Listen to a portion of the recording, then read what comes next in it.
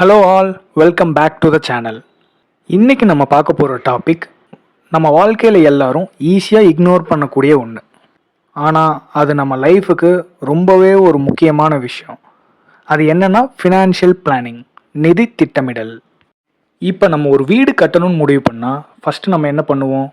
ஒரு blue print, அதாவது ஒரு பிளான் ரெடி பண்ணுவோம்.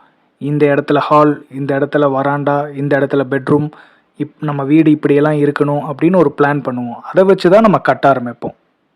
அதே மாதிரி தான் நம்ம வாழ்க்கையும்.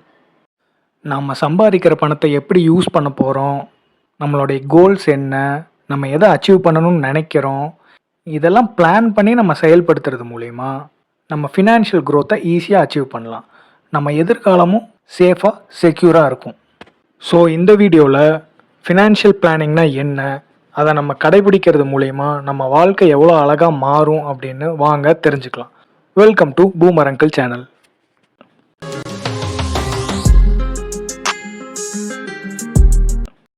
வீடியோக்கு போகிறதுக்கு முன்னாடி ஒரு முக்கியமான விஷயம் சொல்லணும். இந்த சேனல் ஆரம்பிக்கப்பட்ட நோக்கமே பர்சனல் ஃபினான்ஸ்னால் என்ன, அதனால நம்மளுக்கு என்னென்ன நன்மைகள்லாம் ஏற்படும் அப்படிங்கிறத எளிய முறையில் எல்லாத்துக்கும் சொல்லணும் அப்படிங்கிற நோக்கத்தில் தான். ஸோ நாங்கள் போடுற கண்டென்ட் உங்களுக்கு யூஸ்ஃபுல்லாக இருந்தால் மறக்காமல் சப்ஸ்கிரைப் பண்ணிக்கோங்க. உங்கள் ஃப்ரெண்ட்ஸ் ஃபேமிலிக்கு எல்லாத்துக்குமே ஷேர் பண்ணிக்கோங்க. அப்புறம் நாங்கள் என்னென்னலாம் மாற்றிக்கணும், எந்த மாதிரி கண்டென்ட்ஸ் போட்டால் உங்களுக்கு யூஸ்ஃபுல்லாக இருக்கும் அப்படின்னு நீங்கள் நினைக்கிறதெல்லாம் மறக்காமல் கமெண்ட் பாக்ஸில் சொல்லுங்கள். அது எங்களுக்கு யூஸ்ஃபுல்லாக இருக்கும். இந்த ஃபினான்ஷியல் பிளானிங்கில் ஃபஸ்ட்டு நம்ம பார்க்க போகிறது கோல் செட்டிங். இந்த ஃபினான்ஷியல் பிளானிங்க்கு ஒரு முக்கியமான ஆஸ்பெக்டே இந்த கோல் செட்டிங் தான். அதாவது நம்ம என்ன பண்ணணும்னு நினைக்கிறோமோ, என்ன கோலை அச்சீவ் பண்ணணும்னு நினைக்கிறோமோ அதை ஃபஸ்ட்டு கிளியராக முடிவு பண்ணிக்கணும். அந்த கிளாரிட்டி நம்மக்கிட்ட இருக்கிறது மூலிமா தான் அந்த கோலை ரீச் பண்ணுறதுக்கு நம்ம என்னெல்லாம் பண்ணலாம், எந்த வழியில் பயணித்தோம்னா அந்த கோலை நம்மளால் சீக்கிரமாக ரீச் பண்ண முடியும் அப்படின்னு எல்லாமே நம்மளால் பிளான் பண்ண முடியும்.